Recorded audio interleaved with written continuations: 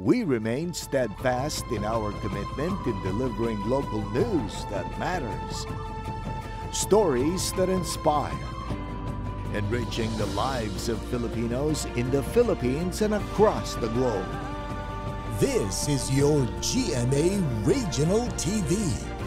Buong puso para sa Pilipino. Ang mga pinakamalalaking balita ngayong Miyerkules.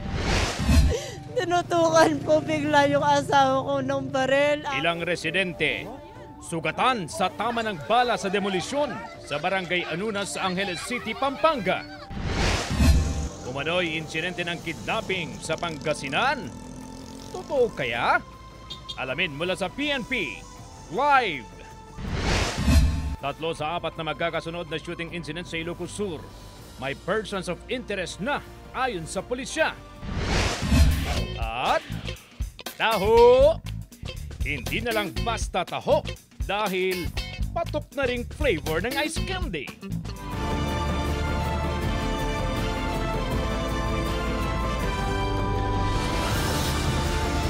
Ito ang GMA Regional TV 1 North Central Luzon.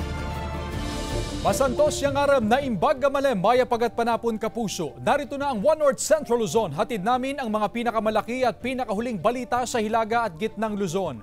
Live mula rito sa GMA Dagupan Station, ako po si Chris Zuniga. Mga kapuso, umano'y insidente ng kidnapping sa Pangasinan, pinabulaanan ng PNP. Nakatutok live si Joan Punsoy. Joan? Chris, ayon na rin sa Pangasinan PPO, walang dapat ikaalarma at ipangamba ang publiko dahil wala namang insidente ng kidnapping dito sa probinsya ng Pangasinan. Kamakailan may dumulog umanong magulang sa barangay hall ng Bunuan Geset, Dagupan City. Tinangka umanong kidnapin ang 10 taong gulang niyang anak na babae. Kwento raw ng magulang ng bata na kasabay ng kanyang anak sa jeep ang isang minor de edad na lalaki na umano'y humila sa kanya. Yung anak ng bata kasakay yung teenager na parang pinipresa. Bumaba sa jeep, galing po ng school. Pagbaba po nila, sinabayan nung teenager yung bata para hilain sa gilid. Pero nakatakbo raw ang bata at nagsumbong sa POSO enforcer na naka-duty sa lugar. Alam mo yung pinangyarihan naman sa marami naman tao doon. May mga tanod tayo doon sa ERT sa Kapuso. Parang paghawak niya, huminga parang sa kalsada yung teenager na parang kumukuha na atensyon, parang sumisigaw-sigaw. Napag-alaman din umanong taga-barangay Poblacion Weste ang minor de edad. Nakatanggap din ang Pangasinan Police ng report sa umano'y kaso ng kidnapping sa barangay Magtaking, Bugalyon. Walang katotohanan ang lahat ng mga ito ayon sa PNP. Ayon po dun sa kwento nung bata, kasi na-interview po siya ng mga barangay officials, ay nagsumbong nga daw siya na may biglang humintong puting van at siya daw ay hinihila papasok sa sasakyan at siya ay nakatakbo. Nung piniripika po natin ito, ay napanood po natin sa CCTV na wala po nangyari na pamimili o pagkuha sa bata. Naka-stop yung sasakyan, may tao sa loob at wala pong indikasyon na hinila yung bata. Yung bata po ay nasa store, nandun lang siya nakatambay. Posible rin umanong na sensationalize ang kwento na hindi pa naman nabeberipika. Pinalakas pa ng pulisya ang kanilang presensya sa mga pampublikong lugar.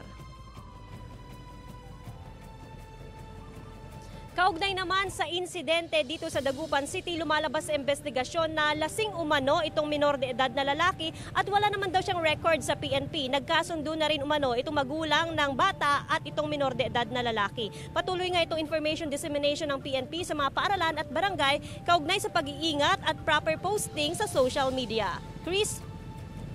Maraming salamat, Joan Punsoy. Ilang residente naman ang sugatan sa tama ng bala matapos mauwi sa gulo ang demolisyon sa Barangay Anunas sa Angeles City, Pampanga. Naka-alerto si CJ Torida. Maagang dumating ang demolition team sa Barangay Anunas, Angeles City, Pampanga para magpatupad ng writ of demolition kahapon. Pero sa kuhang ito ng isang residente, makikita ang demolition team na may mga binabato sa kabilang panig. May kasama pa silang mga naka-helmet at may dalang truncheon na may nakasulat na security. Ayon sa may kuha ng video, mga nagpuprotestang mga residente ang kanilang binabato. Pero hindi malinaw kung sino sa magkabilang panig ang nagsimula ng pambabato.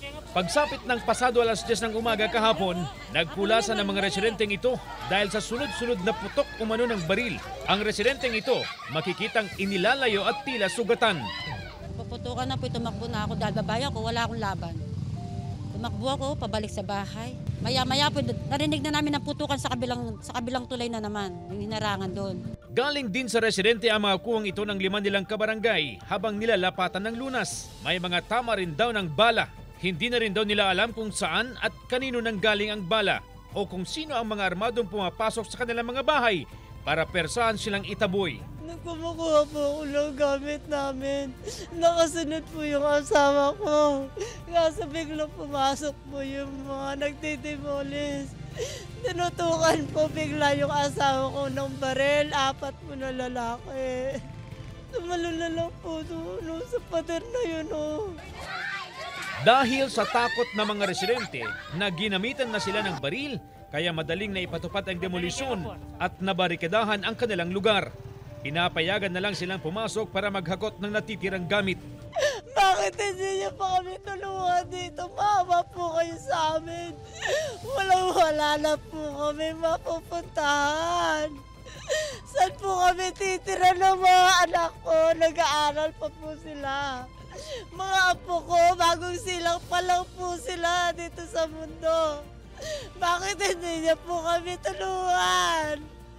Sinusubukan pa ng GMA Regional TV na makuha ang panig ng Clark Hills Development Corporation na siyang humiling ng demolition order sa mahigit 70 ektaryang lupain. Pinapalis ang mga residente matapos makansela ang kanilang Certificate of Land Ownership Award noong panahon ng pandemya. CJ Torida, 1 North Central Luzon. Sa kaugnay na balita, mariing kinondena ng lokal na pamahalaan ng Angeles City ang sinagawang surprise demolition sa Sitio Balubad, Barangay Anunas. Sa isang opisyal na pahayag, pananagutin daw ng alkalde ng lungsod ang mga taong nasa likod ng surprise demolition at kakasuhan ang mga nanakit sa mga sibilyan. Isinasagawa na rin daw ng LGU ang expropriation proceedings para maibalik ang lupa sa 535 na households o 2,000 pamilyang apektado ng gulo. Pinapaalis ng Clark Hills Development Corporation ang mga residente matapos na makansela ang kanilang Certification of Land Ownership Award. Sa nangyaring tensyon kahapon, 9 na individual ang sugatan, kabilang na ang 6 na residente at 3 pulis. Wala pang pahayag ang Clark Hills Development Corporation. Arrested yung 2 suspect. Meron po tayong 3 na injured na police, nagpapamedical na rin po sila. Bote, yung boteng mga basag, tumama sa kanila. Tsaka bote, bato, o ano-ano. Patay ang 34 anyos na magsasaka sa Ilocos Sur matapos na pagbabarilin ng hindi pa nakikilalang sospek. Yan ang tinutukan ni Ivy Hernando. Sa halip na nagdiriwang, nagluluksa si Crizel sa kanyang mismong kaarawan matapos pagbabarilin ang kanyang mister na si Jerwin Inofinada, 34 anyos, sa Cabugao, Ilocos Sur. Ayon sa pamilya, 8 tama ng bala ng baril ang tinamo ng biktima sa iba't ibang bahagi ng katawan. Kwento ng misis nito, sinundo at hinatid pa raw ni Jerwin ang kanilang anak mula sa barangay Carusipan. Ngunit bumalik raw ito sa nasabing barangay nang hindi nagpapaalam. Talaga balak na nga patayon suna. Nagkaro malapit na may anda kanyanan. Sa investigasyon ng PNP, may 2 sospek sa krimen. Isa naman sa tinitignang anggulo. The previous month, kinasuhan po siya ng carnapping dahil meron daw siyang kinuha na tricycle. Sa Lidlida, Ilocos Sur, umaga na nang matagpuan ang 72 anyos na magsasaka na nakasubsob sa kanal sa gilid ng kalsada ng Sitio Lipit, Barangay Carcarabasa. Ayon sa pulisya, nakipag-inuman pa raw ito noong gabi bago natagpo ang patay. Wala naman daw nakikitang foul play ang pamilya sa pagkamatay nito na posibleng dahil sa kanyang iniindang sakit. Hinahatak ng crane ang pampaserong bus na ito matapos mahulog sa gilid ng Curilao Bridge sa Barangay San Juan, City of Ilagan, Isabela. Sa investigasyon ng City of Ilagan PNP, may sinalpok na motorsiklo ang bus bago nahulog sa gilid ng tulay. March 7 ng gabi nangyari ang aksidente habang paluwas sa Maynila ang bus. Patay ang rider, habang 18 pasahero ang agad dinala sa ospital. Pinaghahanap ngayon ang tumakas na bus driver. Ivy Hernando, 1 North Central Luzon. Mabagal na konstruksyon ng Salaan Bridge sa Mangaldan, Pangasinan idinadaing ng ilang residente at opisyal ng barangay. Sundan sa report ni Jasmine Gabriel Galban. Nababagalan daw ang mga opisyal at residente ng Barangay Salaan, Mangaldan, Pangasinan sa konstruksyon ng Salaan Bridge. Kung susundin daw ang time frame, dapat sana'y matatapos na ngayong buwan ang proyekto. Pero sa ngayon, mahigit 50% pa lang ang nagagawa sa tulay. Medyo nababagalan kasi parang almost mag 3 months na ata na kanyon. Actually, kung maraming tao yan, siguro 2 months or tapos na yan. May madadaanan para man kahit paano. Bago magtag-ulan, kailangan nagawa na. Ayon sa project site engineer, nagkaroon ng relokasyon sa mga poste ng kuryente, kaya naantalang paggawa sa proyekto. Inayos din daw ang mga linya ng tubig sa lugar. Nakakaabala rin daw ang mga pasaway na motorista na kahit meron ng mga harang ay pilit pa rin dumadaan sa ginagawang tulay. Sana makipag-cooperate lang sila, wag nang pagka sinabing stop na. Meron naman silang maikutan meron naman kaming ginawang diyan, alternate route, dapat yun ang sundin nila. Gayunman, kumpiyansa ang kontraktor na matatapos ang proyekto ngayong Marso. Ang talagang namin ito kung walang mga ganun na factor of delays, mga siguro March. Nakahanda namang tumulong ang mga opisyal ng barangay upang matiyak na wala munang dadaan ng mga motorista sa ginagawang tulay. Kasama si Daryl Peralta, Jasmine Gabriel Galban, 1 North Central Luzon. Samantala, ilang manggahan sa 4 na bayan at 2 lungsod sa Pangasinan tinamaan ng fall army worms ayon sa United Pangasinan Mango Farmers. Naritong report. Muling tinamaan ng pesting fall armyworms ang ilang tanim na mangga sa Pangasinan. Batay yan sa monitoring ng United Pangasinan Mango Farmers. Apektado rito ang ilang manggahan sa Calasiao, Mangaldan, San Fabian, Agno, San Carlos City at Alaminos City. Yung armyworm, pag walang maintenance yung mangga sa pag-spray ng mga chemical, magkakaroon ng resulta na ganun. Sa Barangay Sungkoy sa Calasiao, kahit tinakpan na ng papel ang bunga ng mangga, nagkandahulog pa rin dahil sa epekto ng peste. Kung hindi maagapan, lugi ang mga magsasaka. Kasi yung uod na yun at titirahin yung bunga, bubutasin, kaya doon nasisira yung mga mangga. Gumagamit ang pestisidyo ang mga mango farmer para hindi na lumawak ang epekto. Ayon sa Provincial Agriculture Office, mabilis kumalat ang mga pesting fall armyworms kapag mainit ang panahon. Inaalam pa ang kabuang pinsala ng peste sa mga manggahan. Bukod sa epekto ng peste, tuloy-tuloy rin ang monitoring ng OPAG sa epekto ng El Nino sa probinsya. Continuous naman ang monitoring namin. Open ang aming mga coordination line with our fishery technologists nila, mga municipal agriculturists. Kasama si Jing Dakanay, Russell Simorio, 1 North Central Luzon.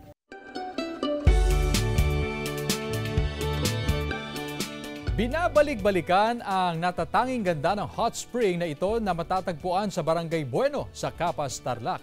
Mula sa bayan ng Capas, abutin ng mahigit sa kalahating oras bago makarating sa hot spring. Ang mag-anak na ito mula sa Tarlac City, stress reliever ang paliligo sa hot spring na nagsisilbing bonding ng kanilang pamilya. Panawagan naman sa mga bibisita na panatilihin ang kalinisan sa hot spring. Ito ang GMA Regional TV 1 North Central Luzon.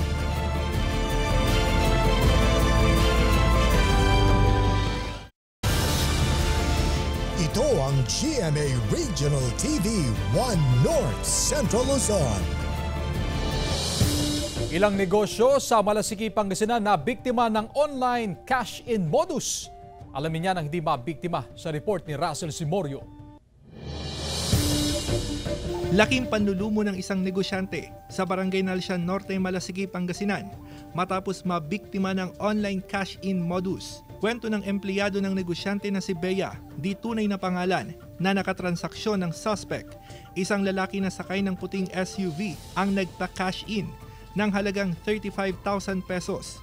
Inabot daw ng lalaki ang sobrang naglalaman ng pera bilang kapalit sa pina-cash in nito. Huli na nang malaman ng empleyado na 1,000 piso at pira-pirasong papel pala ang laman ng sobre. Nasa ibabaw 1,000. Nung paghalongkat ko po sa gitna, puro papel na po siya lahat. Lumabas po ako, hindi po ako mapakali. First time ko po kasi nangyari yun eh. Kaya sabi ko, bakit kami pa? Sabi ko, ba't hindi sila patas? Mabilis daw umalis ang lalaki kaya hindi na nahabol. Ayon kay Bea, formal at maayos na kausap ang lalaki kaya hindi niya ito pinaghinalaan ng masama. Isa pang negosyante sa Alcala ang nakipag-ugnayan sa pulisya matapos mabiktima rin ng kahalintulad na modus. Mahuli na po yung taong yun. Sana mabalik po yung pera na kinuha niya. Tapos meron na naman po siyang nabiktima na taga-Alcala din po. Sana makipagtulungan din po sila. Iniimbestigahan na ng Pangasinan Police ang mga insidente ng cash-in modus. May mga reklamo po tayong natatanggap. Kasama po natin ang CIDG sa pag-trace ng mga scam na ito, sir. Saka yung sa ating RACO o yung ating provincial cybercrime. Kasama si Jing Dakanay, Russell Simorio, One North Central Luzon. 3 sa 4 na magkakasunod na shooting incident sa Ilocos Sur may persons of interest na ayon sa PNP. Yan ang tinutukan live ni Ivy Hernando. Ivy? Chris, panibagong estratehiya umano ang gagawin ng PNP sa paghihigpit ng seguridad. Bunsod na rin ang magkakasunod na insidente ng pamamaril dito sa Ilocos Sur. 3 magkakasunod na shooting incident na ang naitala sa Ilocos Sur sa loob lamang ng buwan ng Marso. March 8 sa Vigan City, March 9 sa Cabugao at March 11 sa Bantay. Ilang motibo ang binanggit ng PNP sa press conference na ginanap sa Kapitolyo. May isa dahil nga rason ka dahil kung na tayong droga. May kadwa. Dahil iti labanan ka personal. Tamabalin nga ti mang disgrasya ti may nga tao kat di maglalang gabi nga barkada na, kaubingan na, worse, kapamilyahan na pa. May katlo nga makikita tayo dito no apay nga dadagito nga dito nga mangyari kat may ikanti pribilehyo na privilege na unay ta isuna kat na ikanti akem ngahan ako mga dapat nga slagay pinagkuna ko mati may isang tao. May persons of interest na raw ang pulisya kaugnay sa pamamaril sa Vigan at Bantay. Gayon din sa nangyaring pamamaril sa isang barangay chairman sa Magsingal noong Pebrero. Ayon sa PNP, outsider o hindi taga Ilocos Sur ang mga gunman sa mga nangyaring pamamaril. Ito ang CCTV sa nangyaring pamamaril sa Vigan noong Biyernes, March 8, kung saan 2 individual ang nakatambay sa labas ng bahay ng biktima. Lumagpas pa ang biktima sakay ng motorsiklo, naglakad pabalik at tinignan ang 2 sospek. Nang sinundan ng isa, saka siya pinagbabaril. Tingin ng gobernador, kailangan pa ng PNP na paigtingin ang seguridad, lalo ang kampanya kontra sa mga loose firearms. So it is your responsibility, sir, nga pabigsain na ito kampanya ayo tikwa loose firearms na apay nga dagkewarang nga kasta nga oray nga oras kaya pumaltog na natin.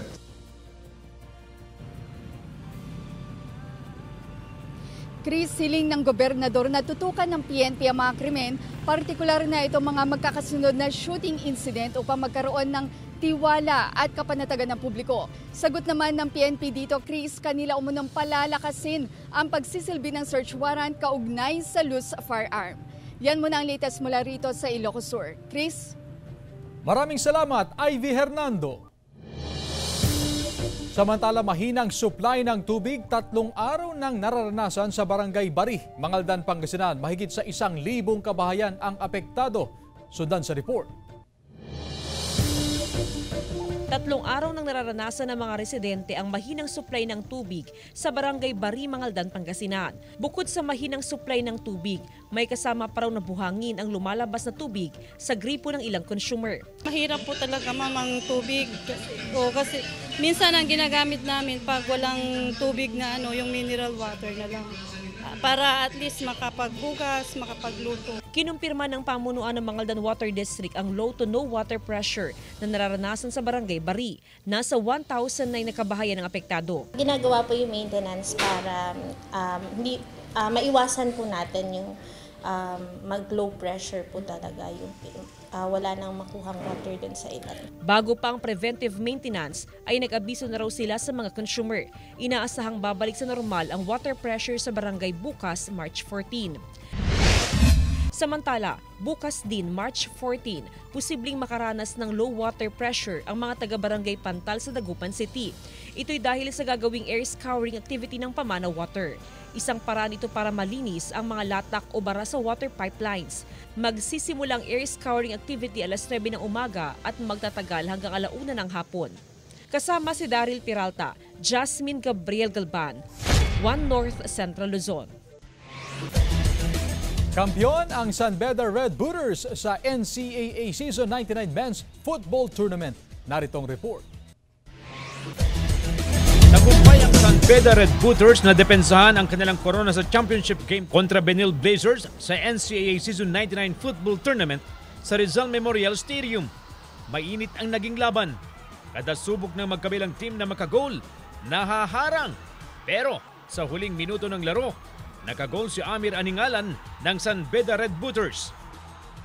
Yung togetherness, sinabi ng coach namin, is dapat sa isang team is sabay-sabay magdepensa, sabay-sabay umatake, sabay-sabay lahat. Sila talaga yun eh. Ginusto nila eh.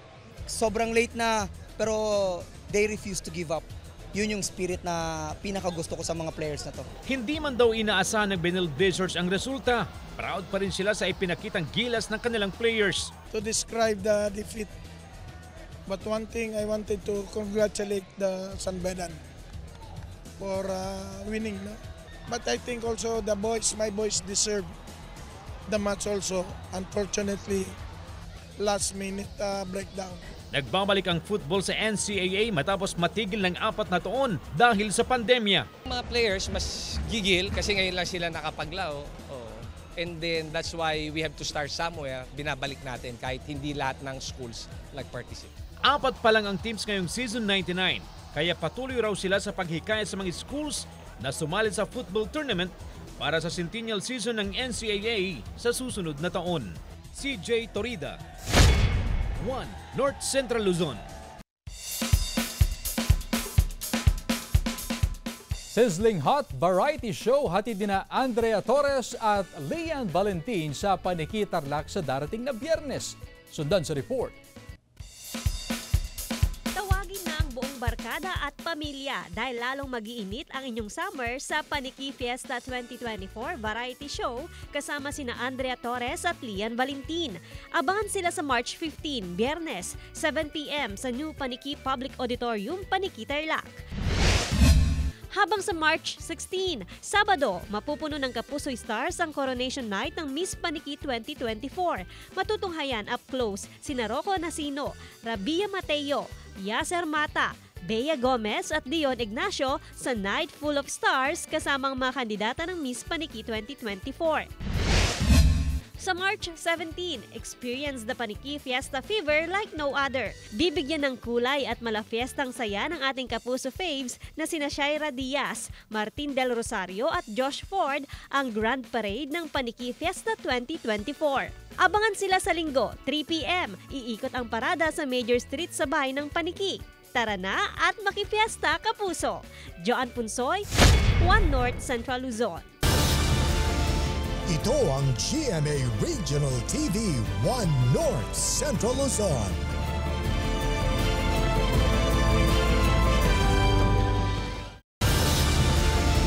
Ito ang GMA Regional TV 1 North Central Luzon. Ilang sakahan sa Pampanga apektado ng peste at labis na init ng panahon. Sundan sa report. Una ko rin medyo maluwag. Tuyo at bitak-bitak. Ganito ang sitwasyon ng ilang palayan sa San Luis, Pampanga. Ang magsasakang si Asyong, ngayon lang daw naranasan ang ganito katinding pinsala sa kanyang sakahan dulot ng dry spell. Sa loob ng 2 buwan, 2 beses lang siya nakakapagpatubig. Kaya raw tiyak na ang kanyang pagkalugi dahil sa mga tanim na palay na hindi nagbuga. Hindi po, talagang ito, pag hindi ko nasolusyonan ito, mapupunta po sa wala. Nakamahal po ng mga binhi ngayon, tsaka mga herbicide. Sa San Simon, inatake naman ng mga brown plant hopper ang mga palayan. Natuyo ang mga tanim at nasira ang bunga. Hindi pa alam ang lawak ng pinsala ng peste. Pero lalo raw dumami ang peste kasabay ng pag-init ng panahon. Ayon sa Office of the Provincial Agriculturist, aabot na sa 58 million pesos ang pinsala ng dry spell sa Pampanga, kung saan 814 na magsasaka ang apektado. Kaya naglaan daw ng 51 million pesos na pondo ang Provincial Disaster Risk Reduction and Management Council bilang ayuda. We can provide fuel subsidy, and then yung iba kasi namang mga associations, ang patubigan nila is by electricity, so we can subsidize also yung electric bills. No? Sa buong bansa, ayon sa National Disaster Risk Reduction and Management Council, aabot na sa 1.2 billion pesos ang danyo sa agrikultura dulot ng El Nino. CJ Torida, One North Central Luzon.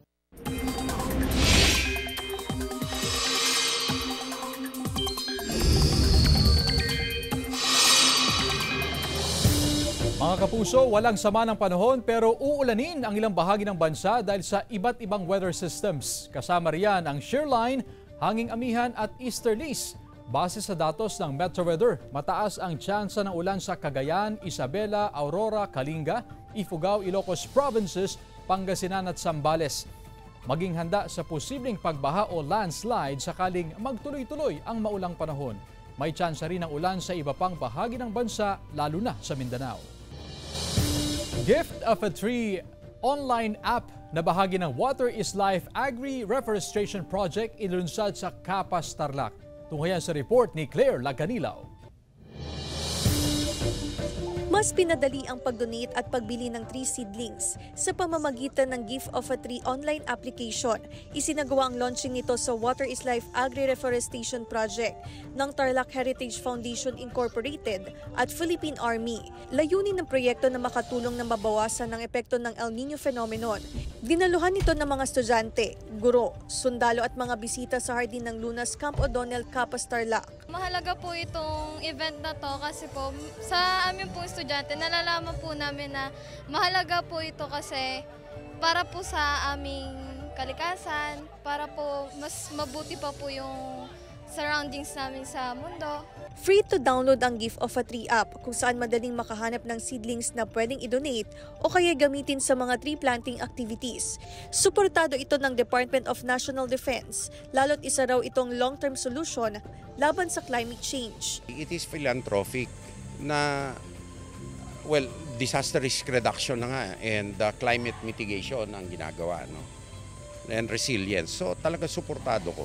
Gusto nating ma-address yung ating concern on climate change. That's why we want to help also the country and particularly the international community on this project. Ang Water is Life Agri-Reforestation naman ay magkatuwang na programa ng Tarlac Heritage Foundation Incorporated at Philippine Army na layong taniman ang mga bakanting lupa ng gulay at prutas para sa food security ng bansa. Kasama si Ron Alistair Taniedo, Claire Lacanilaw, One North Central Luzon.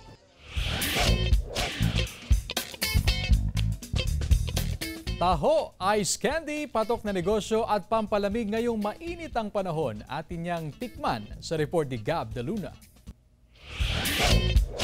Swak ngayong mainit na panahon ang kakaibang flavor ng ice candy sa Luwag City, Ilocos Norte. Ang nakasanayang mainit na taho sa umaga, pwede ng panghimagas sa tanghali. Pwedeng-pwede rin ito sa mga lactose intolerant na bawal sa regular na gatas dahil gawa ito sa soy milk. Mismong si AJ Limos daw ang gumagawa ng soy milk mula sa mga tanim na soybeans.